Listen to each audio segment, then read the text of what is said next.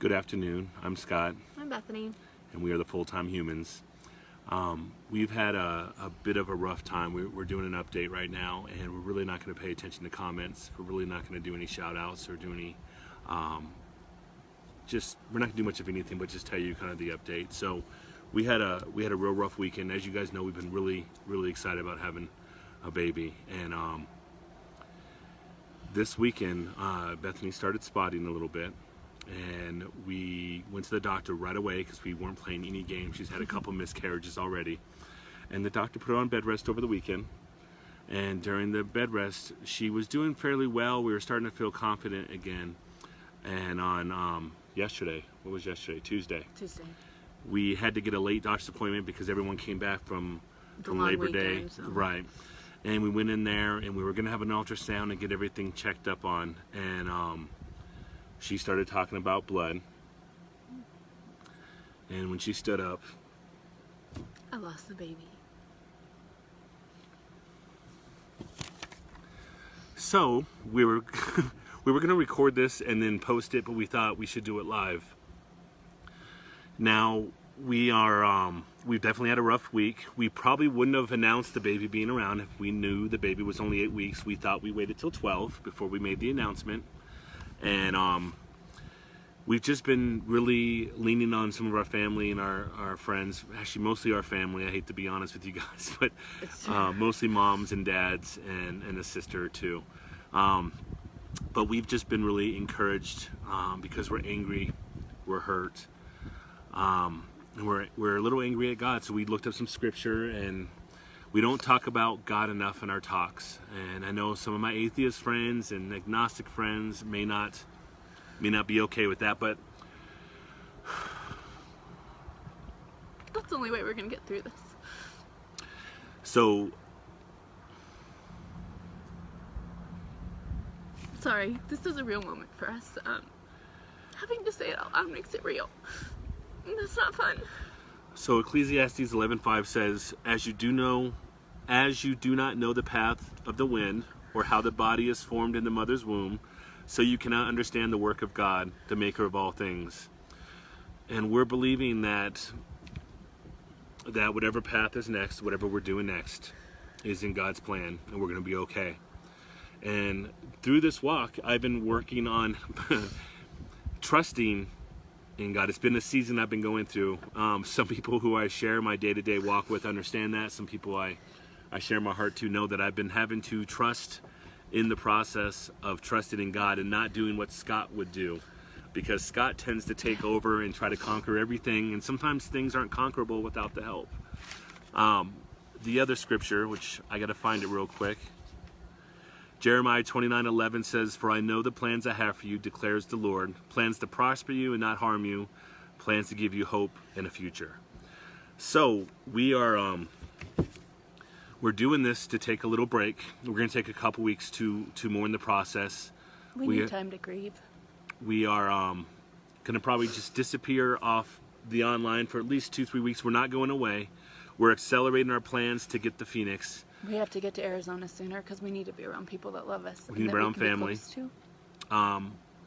And we believe that just because we're angry at God doesn't mean we don't love God, and we know He loves us. And we know He's big enough to hear us yelling at Him. His plans are bigger, and we're gonna trust in that. And despite what I want to scream and say and express, because I have a lot of words I like to say and a lot of things I like to say, I do know that it's built out of mourning and emotion, because we connected to the idea of having a baby. Pretty much.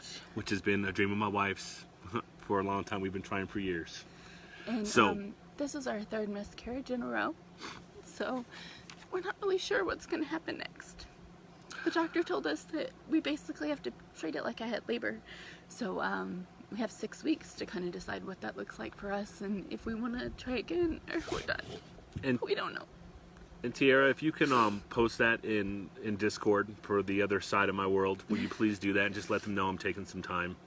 And the other thing is, we try to be honest and real, and what's going on in our life is what we share on our channel.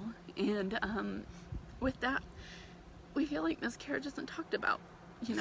It's horrible. And it hurts.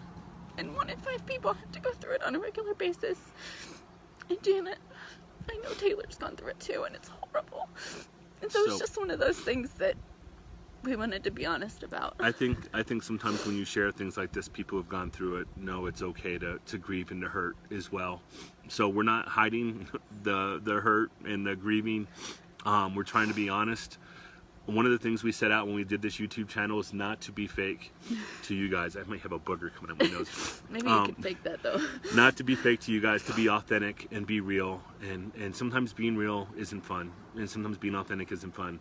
But this needs to be talked about because we are mourning a child that we got to see on the ultrasound. We showed you a picture just a week ago, and emotionally we were already connected.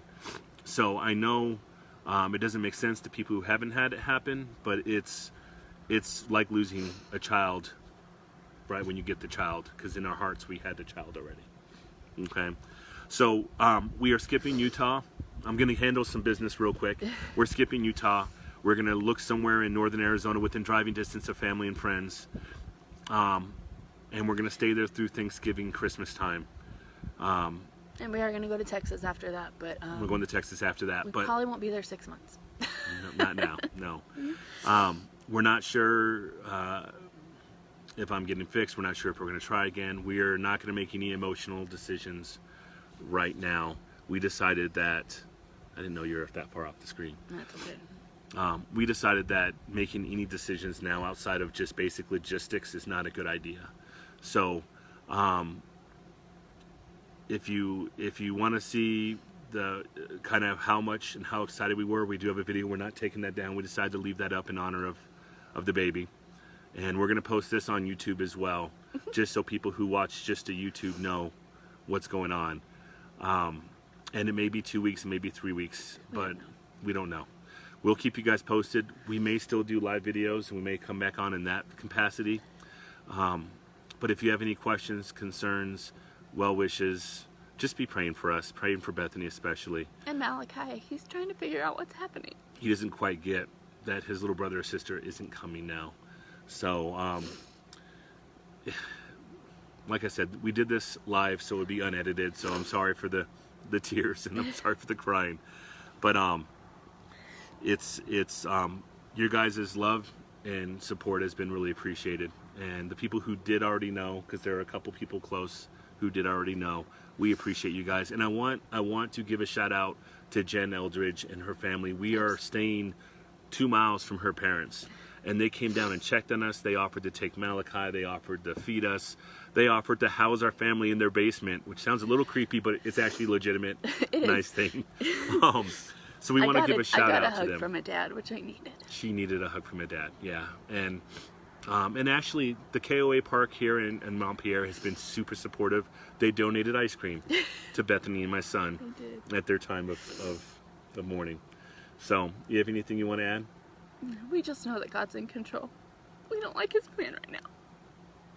We love all you guys. We hope you guys enjoy our journey. Unfortunately, being authentic isn't always fun. So, we will see you guys soon.